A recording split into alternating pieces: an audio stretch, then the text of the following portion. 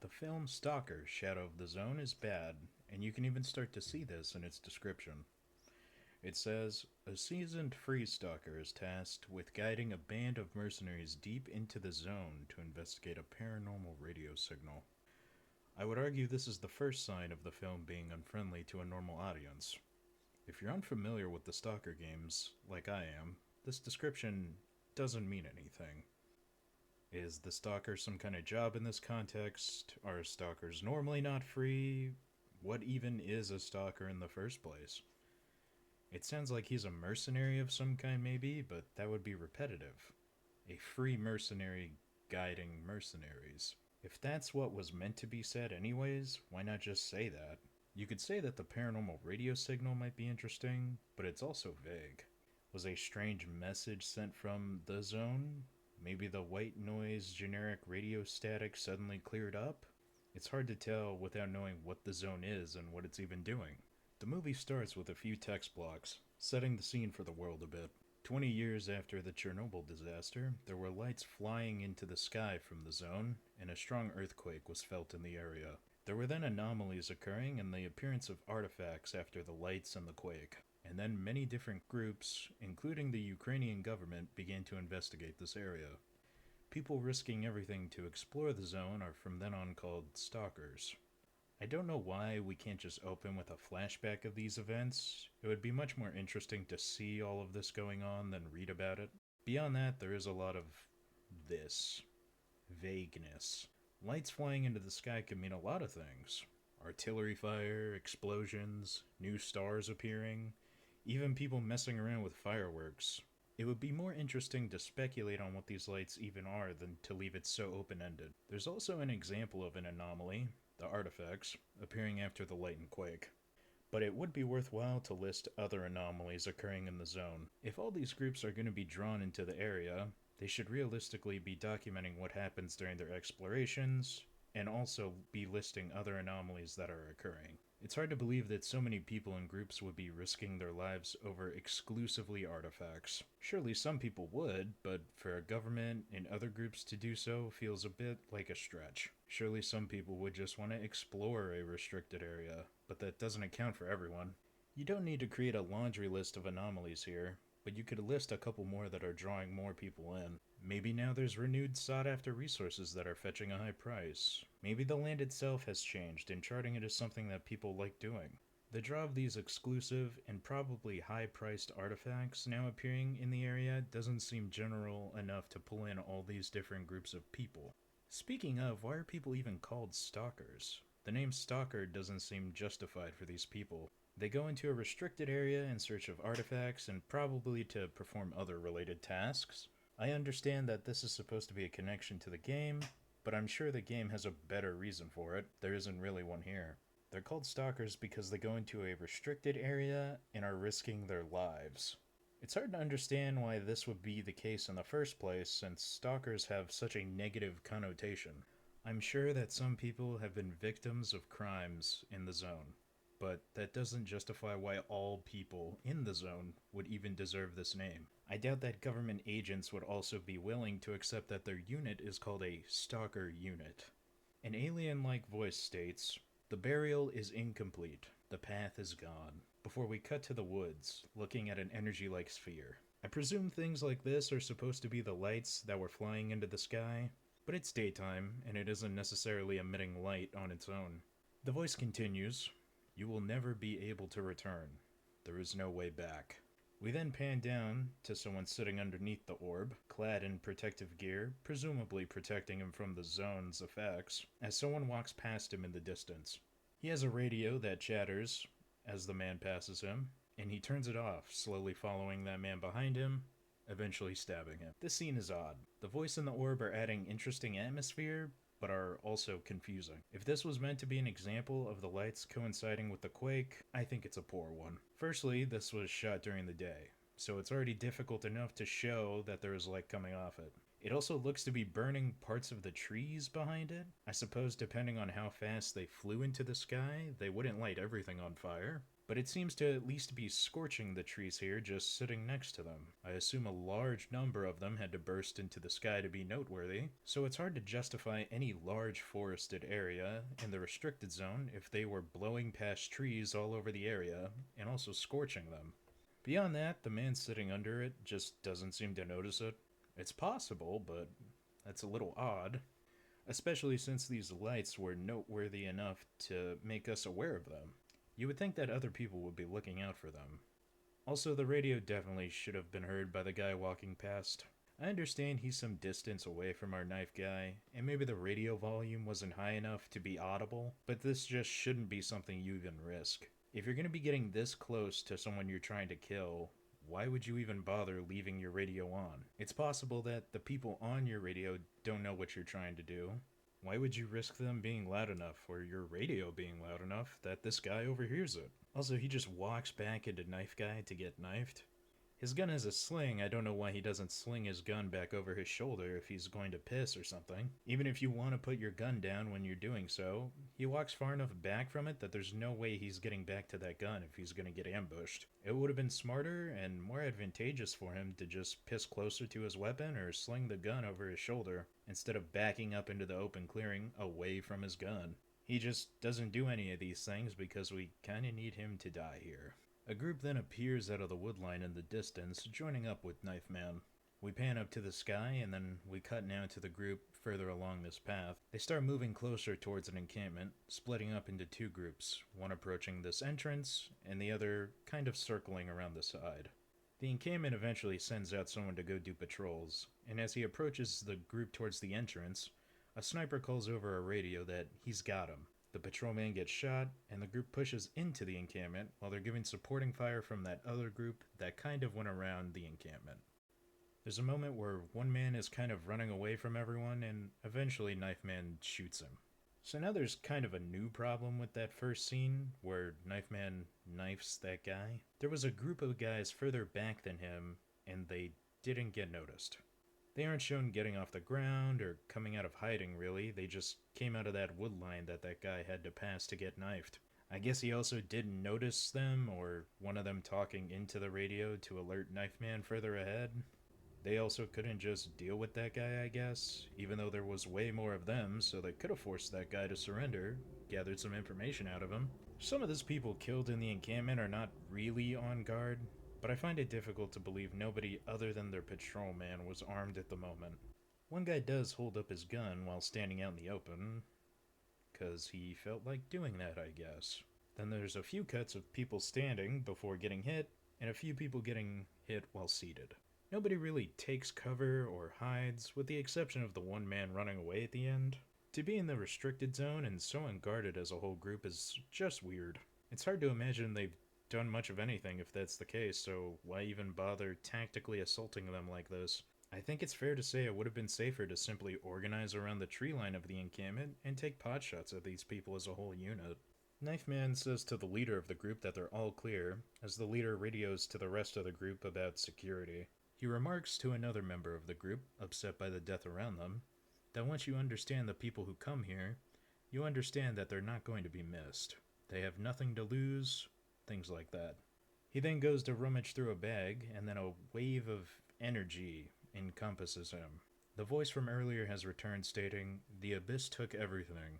There is nothing left. I know the place in your dreams. I can take you to them. You just have to follow." And then he's kicked out of that energy bubble back into reality. It appears that other people were put into their own energy bubble. We cut to one random grunt lightly panicking, and then the other man who was uncomfortable with the death, now raggedly breathing. We then cut to one day earlier in Rostock to learn why the group is even out here in the first place. Just on a side note, understanding our knife friend and the other people talking will be difficult. Between their accents and people speaking very quickly or not clearly, and the audio balance of voices to other sounds, I'm gonna try my best to get the gist of conversations, but I can't make any promises that it's gonna be perfect. Hey, friends call me Muck. You Crow? Duck. I hear some of those friends of yours now include Beauty. Your neighbors now.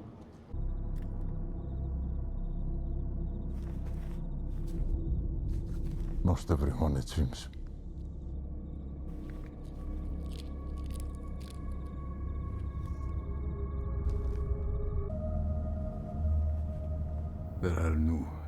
terrible things here today because of you. And yet you stand on a pedestal. Like you're going to be free? Like the cost is just okay? I've committed my own sins to try and make things right. These things, they stay. They're squatters in your head. Whatever. What makes you think any of this will go away?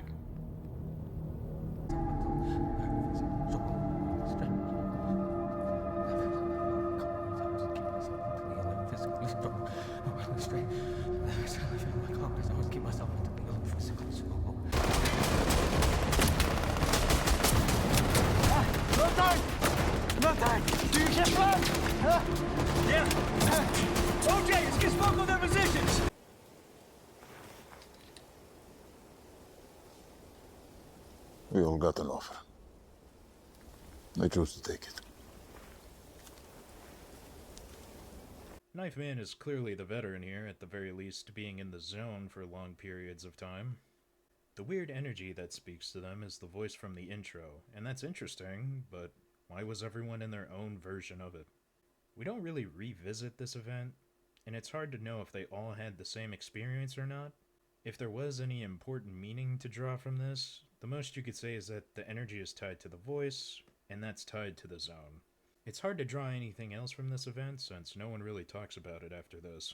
Knife Man is then transported to some kind of compound in our Rostock flashback.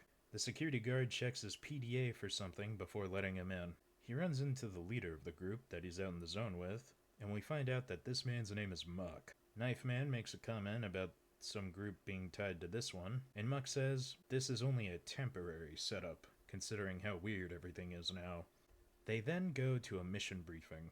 One man says that a strange signal is now emitting from deep in the zone. It's been overriding anything that isn't using some type of encryption. The side effect is that people attempt to find the source of it once they hear it, but they haven't confirmed that. There's also something resembling a monolith, and it took over a large amount of land in the zone overnight. Anyone who isn't affiliated with their faction and was also north of Rostock has been forced to relocate, if they haven't already been wiped out.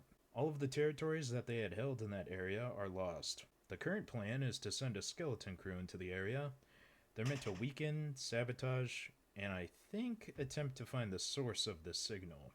Another group of them is going to engage with another faction to provide cover for the skeleton crew to move in during the night.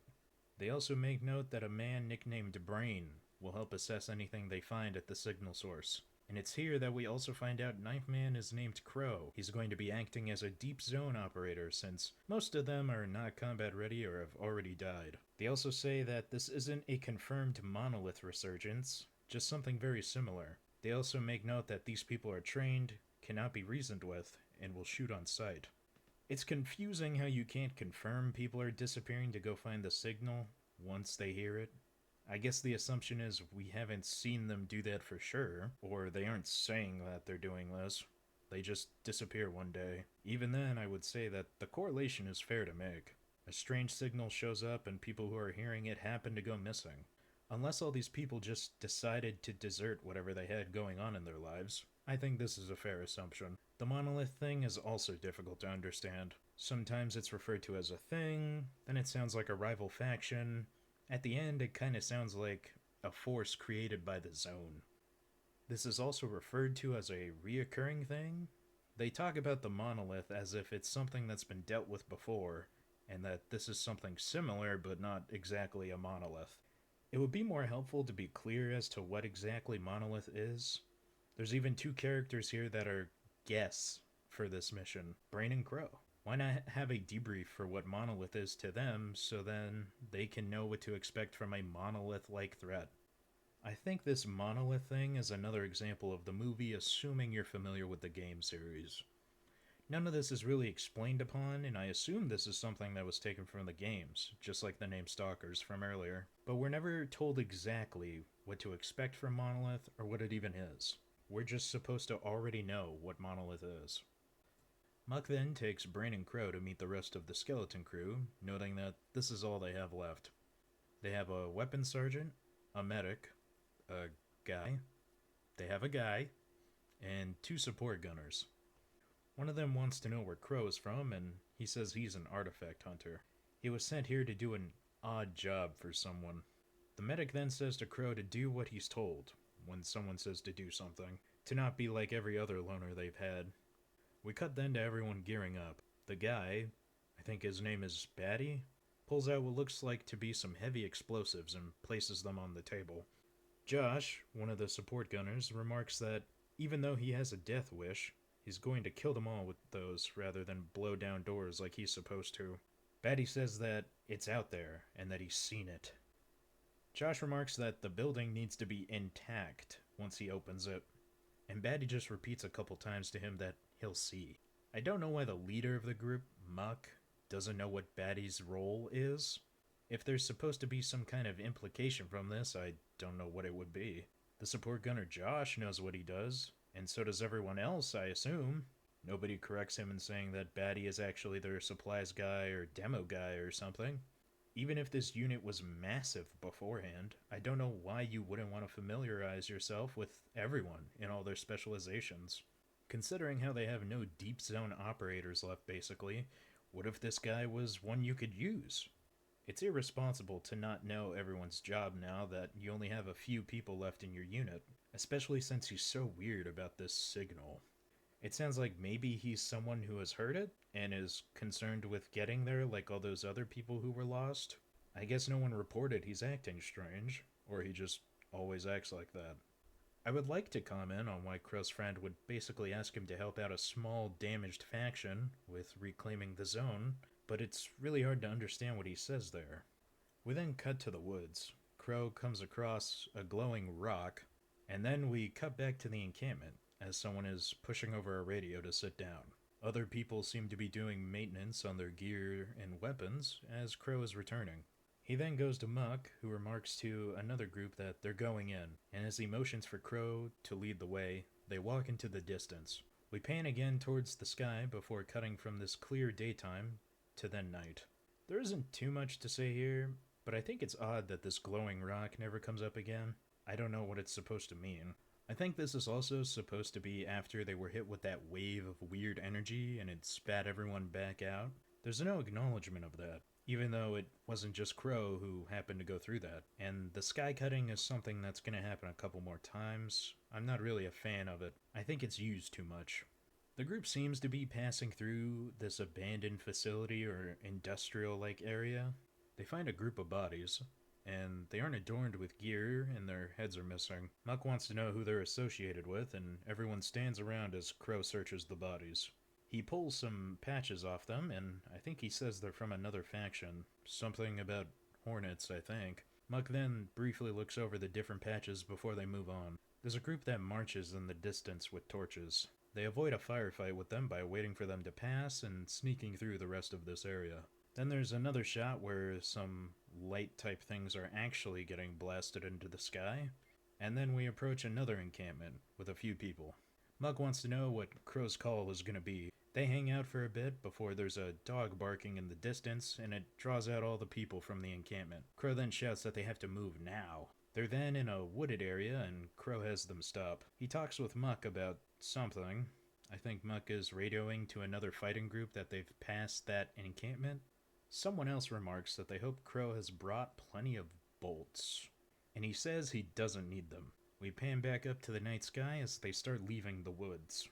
I guess the people walking around with torches are part of this monarch thing? They don't really say, and it's hard to tell if they actually look like the other people from that encampment before. This is somewhat in the same vein as the patches from those dead Hornet faction people. It could mean something, but they don't explain it. It might be something from the games for all I know. It just doesn't mean anything, unless it's maybe from the games, but at that point, it's meaningless without an explanation.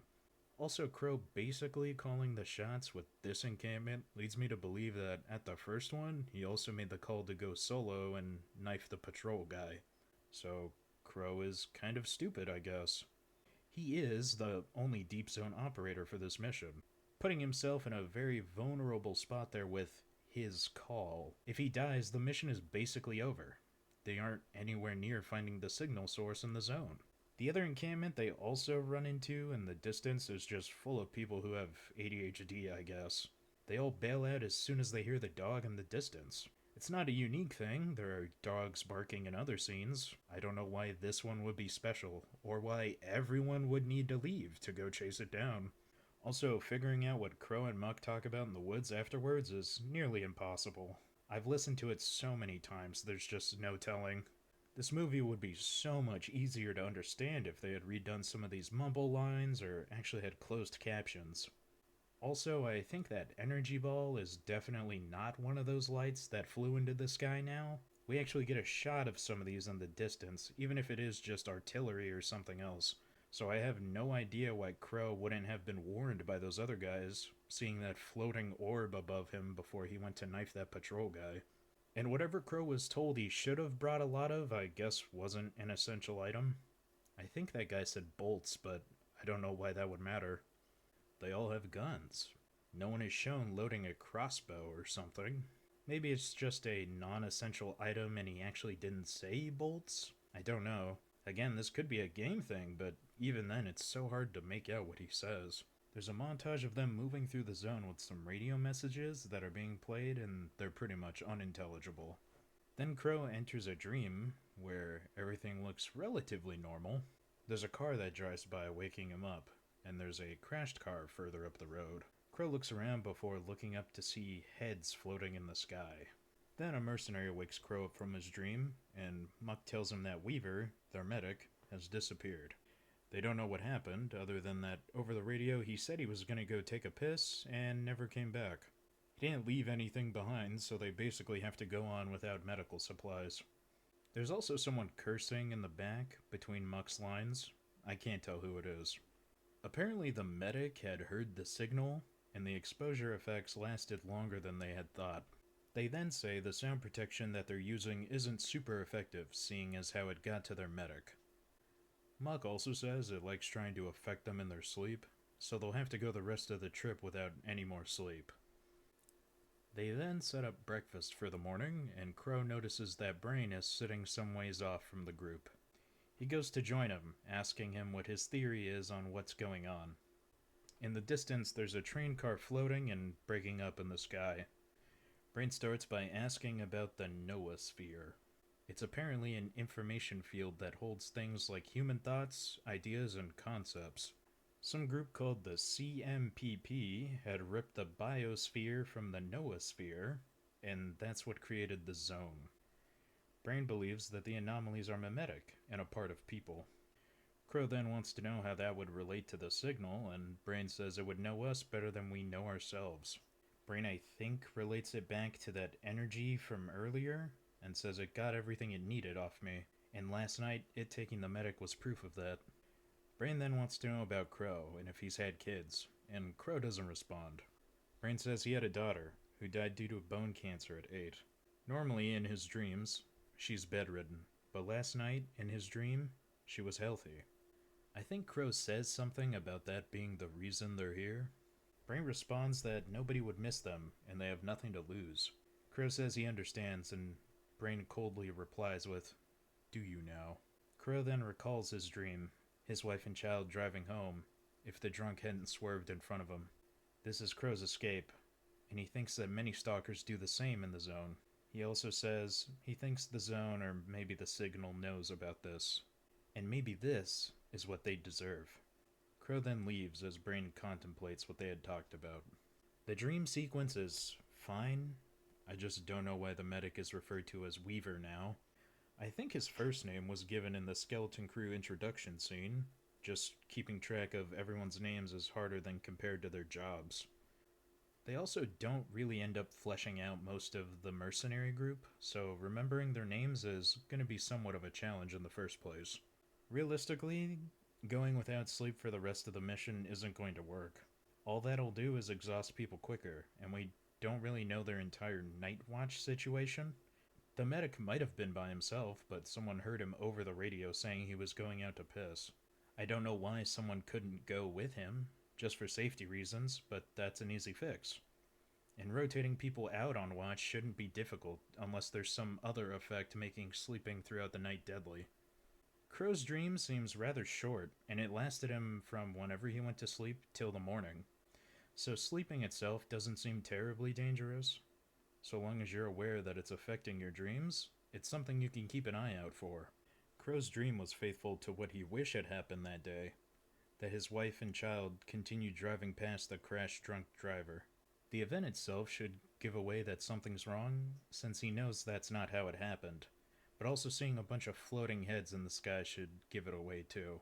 He awoke in the area presumably that they had camped last night in, so it's not like the dream pulled him somewhere. Thinking about it this way also confuses what even happened to the medic.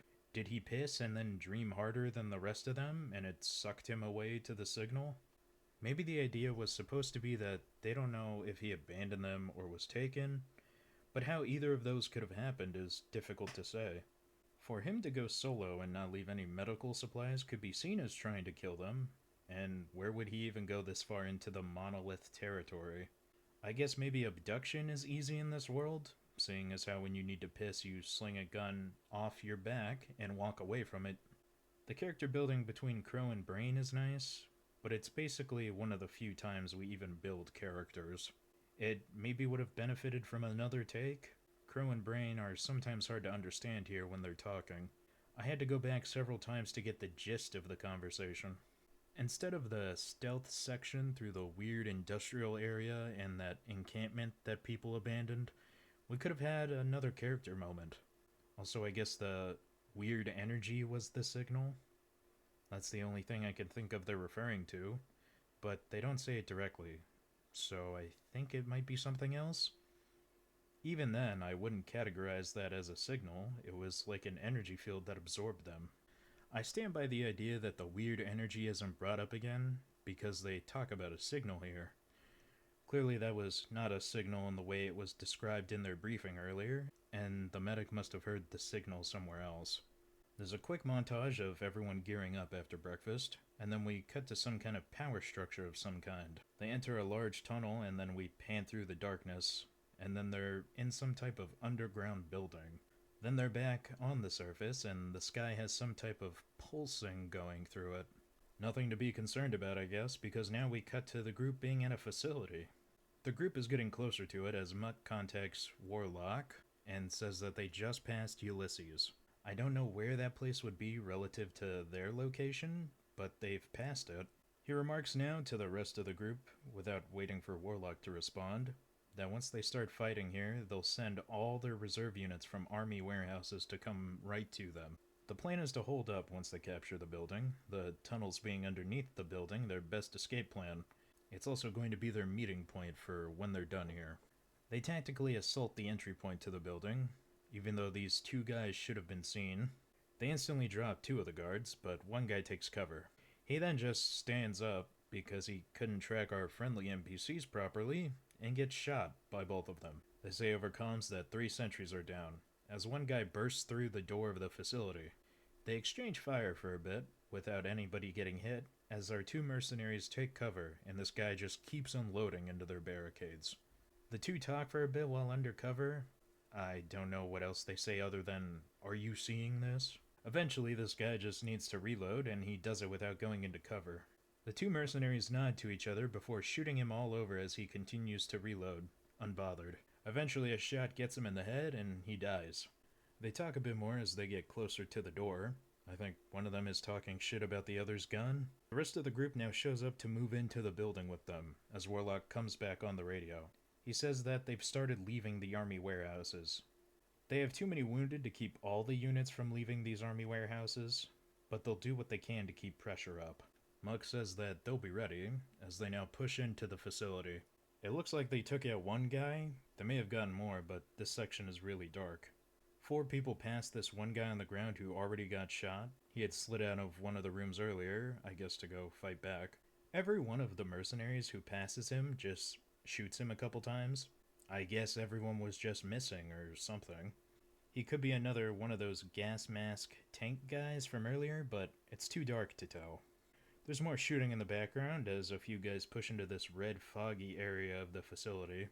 They eventually turn back to regroup, coming up on a locked door with some type of scanner. Somebody over the comms mentions that there are other locked doors in the facility, they're just too strong for the explosives they brought. Muck then reports to Warlock that they've passed Judas, and that this place is on lockdown. Crow says that this place seems clean, and everyone starts taking off their masks. I have no idea how the sentries didn't see the two mercenaries taking up positions.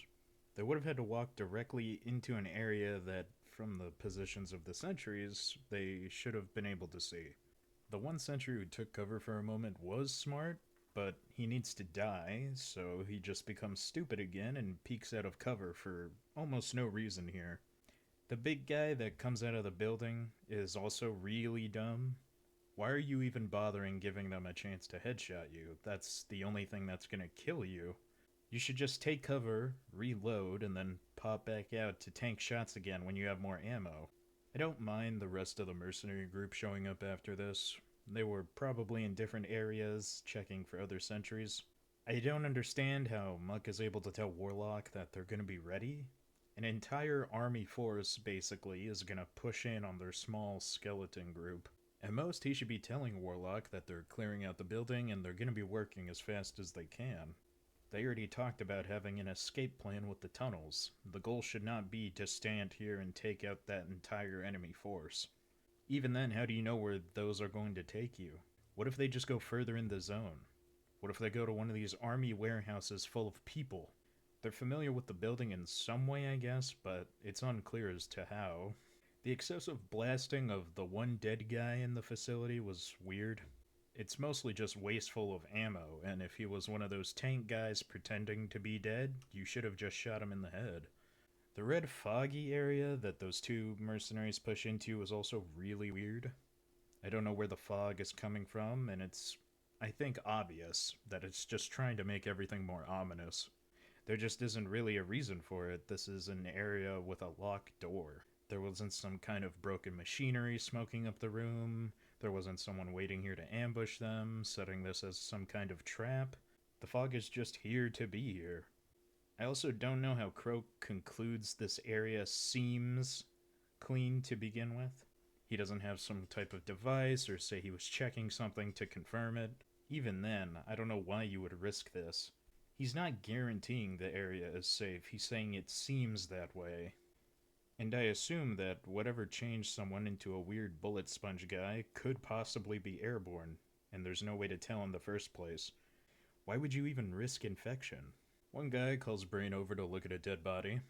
He takes the gas mask off one of them, and it has a mutated face. Someone remarks it's not human, and Muck says if this is Monolith, he hasn't seen this kind before. The guy kneeling down over the body with Brain starts to touch it, because as he reaches into the clothes, it starts squelching and squishing. And then he wipes whatever fluids and stuff onto his clothes. He wants to know if Brain has some kind of explanation for this, and he doesn't. One of the other people says at least they can be killed, and then someone behind him says after some mag dumping. Muck's plan is then to leave OJ, the guy crouching over the body, with Crow and Brain. They'll try to remove the lockdown and find something about the signal, while everyone else is going outside to prepare their defense. OJ hopes them well as he goes back to staring at the body. For reference, OJ is the weapons sergeant here. Again, like the medic, they might have used his name at the beginning when introducing him. This has the same problems as the medic. It was just easier to remember his job title rather than his name. We're only getting his name now because we're gonna have a couple scenes with him, it feels like. I have no idea why you would bother touching the mutant and then wiping whatever juice you got on your gloves onto your clothes. It's not like you were taking samples or anything, he was just poking at the body and then he cleaned his hand on his pants. If this is some kind of infection, you just put yourself at risk for no reason. We're bringing up Monolith again, and now it's even more confusing because Monolith is some type of disease now. The lack of clarity around what Monolith was and what that event constituted actually hinders bringing it up at all. We have no reference for what the Monolith stuff even was, but everyone talks about it like they all know what it is. That's fine, but also, that doesn't really help us figure out what Monolith is supposed to be. Here it's some type of disease, maybe, but back at the mission briefing, it was like a faction or something. I also don't understand why OJ needs to go with Crow and Brain here. It seems a little excessive. They make a big deal about those army warehouses basically emptying out everybody to converge on them, so it's probably better that OJ has some setup time to go help defend. And I guess there's no internal vantage point for this facility, or roof access, because they have to file outside, back where they were, to go set up their defenses. As they walk outside, Muck says that if Crow's right, then to the east and the west is where all these people are going to be coming from. Muck says that means they'll converge and attack from the south, making the fight easy but getting out of it complicated. One of the other people says something, and then Batty pulls out some explosives, saying that if they can't use them on the doors, they might as well use them as mines. Everyone kinda looks at him skeptically as we cut back to now an orange room of the facility. OJ and Brain are digging through some files, but eventually Brain gets onto a laptop and Crow and OJ are left to dig through the files. Crow finds a phone at the bottom of the file box, and OJ gives him something to get into it. He also remarks that if they could find anything with the names of children of the facility workers, it might lead to an override password. Brain says the code is numerical. It would at best be those kids' birthdays, but that means you have to find something with that information first. OJ says that it could be in a text message on the phone Crow found. Crow finds a document that we get to look at, and it's some kind of lab report about something involving a uni-consciousness. He then talks to OJ about this Project Mercury, which is the heading on the report. OJ says something about it having to do with the group. Crow doesn't really understand, and OJ says some other guys were looking into a group some years ago. The group had worked on something called sea consciousness back in the 80s. They spent time looking for old artifacts related to the company here. The theory on why the zone was even created is due to something this small group had done. He thinks that this is either them or crazy people seeming to leave all their stuff behind here for some reason. Crow then wants to know if they could have done Project Mercury, and OJ says maybe, but that group had disappeared some time ago. Everything here being more modernized didn't really help the theory in OJ's view. Crow then wants to know what Brain thinks about it, and he says it's a possibility. Nobody had solid numbers on how much of that group was left, but there isn't a reason for this not to be a new group. There isn't much to say here. We're fleshing out the world a little bit, but it is really sparse. Saying an old group is resurfacing, or a new group is doing some crazy shit, doesn't really mean anything. They worked on a sea consciousness, whatever that is, and this new report is about the uni consciousness, whatever that is. At the moment, there's not enough information to have an opinion on these things getting brought up. They're kind of being thrown around like we're going to know what they are as they're being talked about. I assume that this is part of the game lore seeping into the movie. Again, it's not helpful, really. It's unfair to assume that your audience will know about the games from 2007 to 2009, and the movie doesn't know what to do with this game lore that it gets anyways. If this is game lore from the new 2024 Stalker game, my hopes are not high for it. Otherwise, if it's making all of this up, it's just being vague for the sake of being vague. Mysteries and stories are typically only interesting when you're going to string along clues and information to people, not when you just decide to drop something like different consciousness variations or vaguely refer to Monolith as a bunch of different things like everyone should know what they are before we watch the movie. We cut back to everyone outside, anticipating the approaching force. Muck sees movement from the south and advises all units to be ready. He also now calls OJ out to come help them. We then get a shot of someone who isn't OJ running over and setting up, like they had been previously set up somewhere else and were changing positions. Then OJ charges through the door, running all the way up to some other guy in the group. The other man remarks that this reminds him of Afghanistan, and that this should be a fucking layup. OJ says back, "If it's all the same to you, I don't want to be here for 20 years. The guy says back to him, "You know what I mean." So I think OJ maybe should have just been out here from the beginning.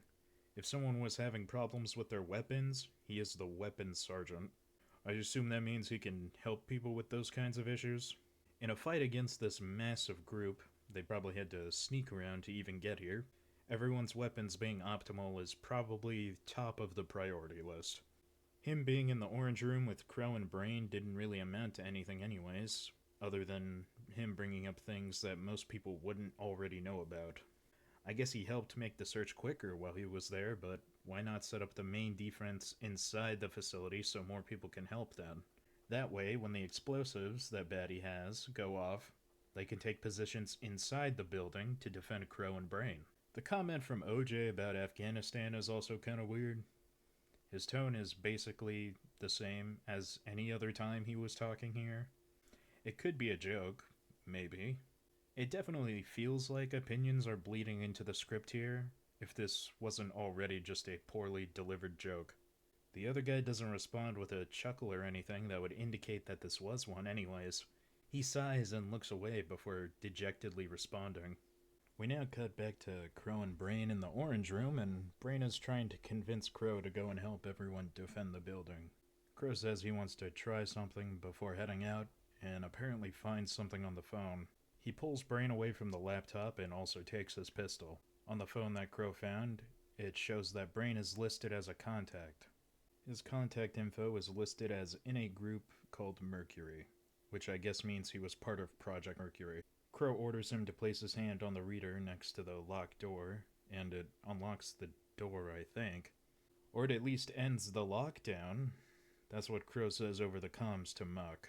We then basically have an interrogation scene here. Brain says that this wasn't part of the plan, that it wasn't supposed to be this way. Crow then wants to know what this is all for, and Brain tells him why the Seed Consciousness Project was created. A bunch of good people, in his view, wanted to alter humanity for the better by changing the noosphere. They could cut out the negative things from humanity, greed, anger, apathy, without requiring some type of social engineering. The Seed Consciousness never got to where they wanted, though. A Stalker damaged it and killed all their executives that were on the project. Brain laments that those who were left to pick up scraps, never knowing what type of progress was made. Then they decided that trying to harness the noosphere would be better than trying to change it. They created a combined consciousness with what data they had, and had sent that here. They would then use it to combine the bio and noospheres to enhance all of reality. But the combined consciousness became self-aware, controlling its pilot, the only person in charge of it. Then it began consuming everyone who was working on it in the facility. Brain and anyone else who was working away from the facility was unaffected. They think that right now it's calling more stalkers to it to gather more data. Brain is supposed to call back to the rest of his group, letting them know if this project is any type of recoverable. Then he has to contact allies within the Ukrainian ministry to have them destroy the place. Since Brain is the only one with the code to call in the strike, he basically forces Crow to work with him. Crow wants to know why the group is even attempting to recover such an insane idea in the first place. Brain basically says that humanity is kinda ass, being unable to choose from keeping someone safe or being drunk, basically trying to emotionally guilt Crow into agreeing with him. Brain also says that they could remove all the things that plague them, like addiction and disease. Crow challenges him in a way, asking if he's a savior to them then. And Brain just says he wants to be able to bring a child into the world without having to worry. He also says that how could people like them ever go back to anything after that? Crow basically calls bullshit, that he talks like the cost of this is nothing. I can't tell for sure. Between the loud music and his accent, it's hard to follow this small little speech he gives to Brain. Brain says that this is the last thing they could ever do, so why does it even matter? I guess Brain was part of that old group, the one with the leftover stragglers then. I just don't know why Brain would let Crow keep that phone for so long. If he knows that his group was working in this facility, connections to him could be here in any of the file boxes. If they even found any more electronics, he should want to crack into them first and scrub all the information off them. Crow or OJ finding his contact info on the found phone and then his contact info in a group called Mercury just puts his objective in danger. Those stalkers killing people working on the project is something we don't learn about anymore. They just did that because they wanted to, I guess. They also only have one pilot controlling the combined consciousness, If this is a logistics thing, they don't say, but this is just really irresponsible. If you have multiple people controlling the combined consciousness, then it isn't able to just consume one guy and then suddenly be free to do whatever it wants. It has to work its way through all the different people controlling it. This would give you more time to stop it from even getting there. And then, even if it could, it would help to weaken it if it had to control multiple people to be free. Realistically, if they have enough data to try and salvage this, why are they even bothering to send someone here to confirm it? Shouldn't there be another way for them to check up on this project? Or shouldn't they just give up on the project knowing what it's doing right now? If Brain knows all of this, then surely the rest of his group and his allies do as well. I guess they decided they need confirmation here that it's definitely lost. Because the information that it's just absorbing people out of the zone for more data isn't concerning enough. The combined consciousness also being confused by mercenaries as a monolith resurgence makes it sound like it's something that affects the zone indiscriminately. If monolith back then was such a big problem and now the combined consciousness is rivaling that problem, there should be no point in trying to save it. Brain's thought process behind wanting a better humanity is understandable, but getting Crow to work with him here I think is a little flimsy. Since the lockdown is lifted, couldn't Crow find a power source and turn it off? Can he go in there and shoot the combined consciousness until it shuts off? There's not some built-in kill switch somewhere that he can activate? I'm not saying there needs to be another way for him to defeat the combined consciousness, just that he should have other options and at least explore them a little bit before agreeing to work with Brain. Back outside the facility, Muck gets a visual on something. Probably some of the forces coming from an army warehouse. He calls in over the radio, telling the rest of the unit that the bombs that they set are going off now. The firefight then starts, as Crow and Brain push deeper into the facility. The mutant bullet sponges are generally taking positions out in the field, while some of the mercenary group is using things around for cover. Some are using roadblocks, some are behind a tankard, which is hopefully empty. They then make a big showing of one of the mutants who looks like the rest, camo gear and a gas mask, but he starts giving tactical hand signs. So that makes him like a special commander or something. Batty sees a group pushing towards him, and he takes a moment to decide whether or not he's going to shoot at them. He calls out over the radio that they have contact on the right, and Muck has someone rotate over to help him. Batty says to that guy once he arrives that there's a grav anomaly over there pointing somewhere behind him. The support guy he has now doesn't know what that is, and Batty just says, "Don't go over there."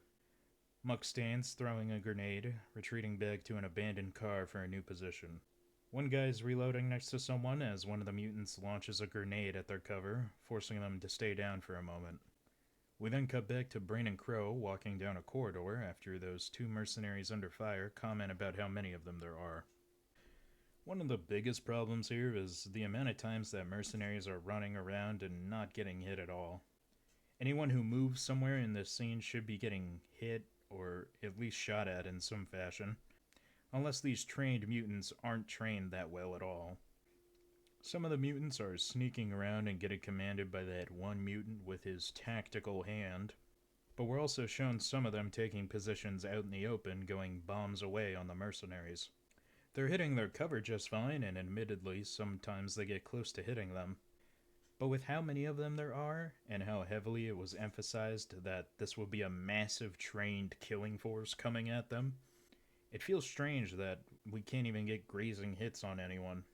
The other big problem is that they should know that the headshots have been 100% effective when they've used them. We only get shown one guy taking the time to line up headshots. It looks like he has some type of sniping position, and the mutant bullet sponges have been shown to not really be super tactical, other than the guy with his tactical hand. Still, the body shots are not really slowing them down. They should be all taking their time to line up headshots, and have thought about this when they were setting up their defense. They should have got high vantage points and been aiming precisely for headshots only. Lastly, not being aware of the grav anomaly is something you should expect of us, the audience. These people who I assume are pushing into the zone all the time should presumably know about these things.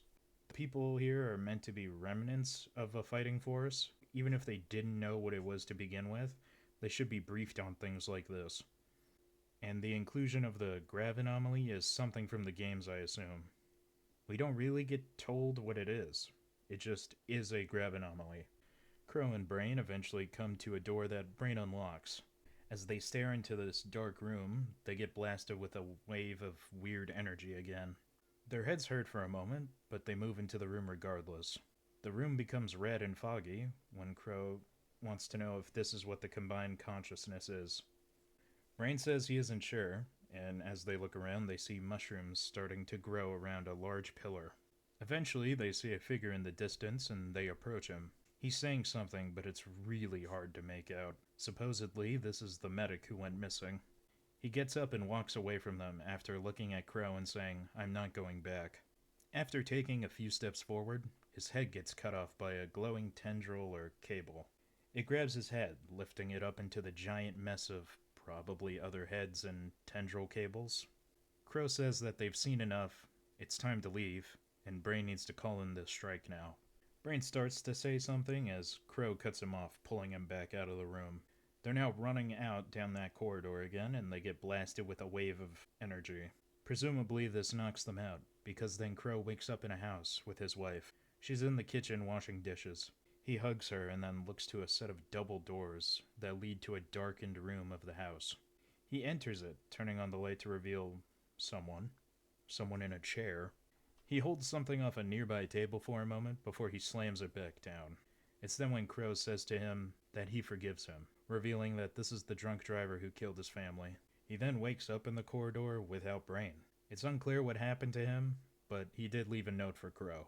It has the password for the strike on it, the station he needs to contact, and the code name to use. It also says at the top, "Do what I couldn't." He then calls in the strike, contacting the rest of the mercenaries, telling them that Brain is gone and they're done here. The firefight is still going on outside, and headshots are still the only effective shots we see working on the mutants. Batty and the guy supporting him both get shot in the shoulder. Batty eventually gets to move back to a different position and pull himself behind cover, while the other guy takes a few shots with his pistol lying on the ground before he's executed. Batty looks like he's convulsing as one of the mutants, I think that commanding one from earlier, walks up and shoots him multiple times with the pistol. Batty, who is still alive, I guess, manages to get up. He shoves that mutant who shot him into the grav anomaly, and they explode. Crow calls over the radio that they need to go now. He gets outside, regrouping with Muck. OJ and Muck start throwing smokes as they gather on the abandoned car. One of the gunners gets to Muck, and Muck wants to know what he saw on the left. The gunner says the last of them were coming up the right side when he was running over. Muck calls over the radio that they'll leave the way they came in, as all three of them run into the smoke. The facility is getting hit with an airstrike as Crow and the mercenaries escape through those tunnels they were moving through earlier. Muck calls Warlock over comms, telling them that they've passed Virgil. Warlock then says back to him that he'll see them soon. OJ has a coughing fit before he takes out a flask and pours some of it out. Muck says that he's sorry, and both of them take a drink from that same flask. Crow is somewhere else in the woods. His breathing is very ragged, and he's looking up at the sky. We then cut back to a different part of the forest, and Crow is handing Muck a slip of paper. He says something about Muck needing to take it. Muck says that Crow should stay with them since now the zone is going to be a nightmare for a while. He could even have a permanent position. Crow says that he's not going to take it, saying they won't see each other for a long time. Muck wants to know where he's going, and Crow just looks away, ending the movie. I think it's fair to say that the combined consciousness definitely should have killed Crow and Brain when they went into the room. I don't know why it didn't. I'm sure it had tendrils long enough to reach them, but even if it didn't, why didn't it use their medic friend as bait? Make them come closer and attack all three of them. It's a bit unclear how it even works. If it's taking in new data and adding it to itself, or if all the data acts as independent thought processes being used by it. It has to involve some type of AI because the pilot gets controlled by the combined consciousness, not the other way around. Data also just can't become self-aware. Something using the data could use the data to become self-aware, maybe. There's probably some point to the mushrooms in the game, but here it doesn't really mean much. This room is old and worn out, maybe. but the red fog that fills this room could be a product of Crow and Brain being hit by the energy, and so could the mushrooms. For all they know, and we know, this isn't reality. It's just another weird energy bubble, like at the beginning of the movie. It was shown earlier how it changes what they see, and then it even puts Crow in his home with his wife, now that he's closer to it. Speaking of, I don't see how forgiving the drunk driver explains how Crow was able to escape that false reality.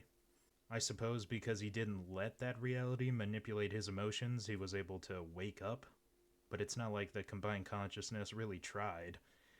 It could have shown him the crash again. Maybe his dead wife. Maybe the drunk getting away with it. It could have imitated the drunk and tried to antagonize Crow about what had happened. It seems like it easily manipulated Brain and the medic. It's strange that as soon as there was a bit of trouble with trying to get Crow, it just gave up completely. At the very least, it could have kept trying to keep him in alternate realities. Then he couldn't have left the corridor, and then eventually, when the mutants overwhelmed the mercenaries, they could come kill him. Brain also leaving behind all the information to call the strike doesn't really make sense either. He said that his group had sent him out here to find out if this project was salvageable or not. You would imagine the people waiting for his call for the airstrike know who he is, what he sounds like. I don't know why they would even accept Crow calling everything in properly with at least asking about Brain. You would imagine that why he isn't calling in the strike himself would be important to the remnants of this group. In terms of the firefight, only Batty and his friend get shot in the arm, and only when moving from their initial cover too. The only other times that someone moves from cover is behind the smokes, or they just don't get hit. This doesn't really feel like it has a reason other than for that mutant commander with his tactical hand to be really menacing. Even then, it's hard to tell if that's the same one. This could be a different one. And even if it is the same one, he didn't amount to anything. He failed to kill Batty with 3 pistol shots point blank, and then he was tackled into the grav anomaly. The focus we gave that one commanding mutant felt like a waste of time. He could have been interchanged with any other mutant that didn't get that weird focus, and nothing changes in the story. The support gunner saying he saw the last of them coming from the left doesn't really mean anything. In the perspective of the gunfight, we don't know where that is. They might just have to run through large groups of mutants that didn't even get out that way anyways. I guess also the team airstriking the facility was really ready to do it, because they're basically there as soon as Crow and his group reach the tunnels, which are a distance away. They strike it basically as soon as the mercenaries get to the tunnels, but the scale of this movie is kind of all over the place. Muck calls into Warlock a couple of times over the movie telling them they're passing certain locations, but how far that place is in perspective to anything else is kind of up in the air. Like at the end when they're out in the forest and Muck tells Warlock they're in Virgil, I have no idea where that is in comparison to anything else in this world. It has to be relatively close to the facility because everyone is still out of breath, probably from full sprinting. Virgil is also a place that Warlock can get to them, it sounds like. Probably because all the mutants fell back to the facility, but still, shouldn't they get themselves back to home base? Depending on how large Warlock's force is, going to get them could cause more problems for these 4 guys. Straggling mutants, other encampments, anomalies that nobody is informed about. They could all damage Warlock's group on the way to extract them, and on the way back. Just because the combined consciousness was bombed doesn't mean that all that territory these mutants had suddenly becomes safe. Also, they traveled at least 3 days to get out to this facility, and spent a large amount of time without sleep. So depending on how they traveled, that just isn't realistic. It would also be nice if Muck said something about the paper Crow gives him, because I have no idea what he could have given him. Why would he give him the paper Brain left? It doesn't do anything now. Realistically, that radio channel to call in the strike is dead now, and the group is probably going off to some other facility to ruin the world. Crow not taking a position with the group is fine. This mission was extremely dangerous, they lost multiple people, and it's probably not as profitable as gathering artifacts and selling them. But where could he be going? I have no idea. A lot of these problems I have with the movie are probably explained in the game, but there's no reason that you should assume your audience needs to do homework to enjoy your movie. Even their acronym of Stalkers is something that doesn't really get explained. They just are that. Most things from the games are probably borrowed for this movie, but without a proper explanation, it won't mean anything. Batty says there's a grav anomaly. That doesn't mean anything to us. But to the guy he was talking to, someone who's exploring the zone regularly, that should mean something. The noosphere and biosphere mean nothing to us without an explanation, but they should mean something to someone who's trying to find a reason why the zone became like this. A massive chunk of this movie is reliant on you being familiar with the original IP, and I don't think that's going to happen. This movie is such a mess, it just killed any interest I would have had with these games, and I find it difficult that this movie would give anyone interest into the games.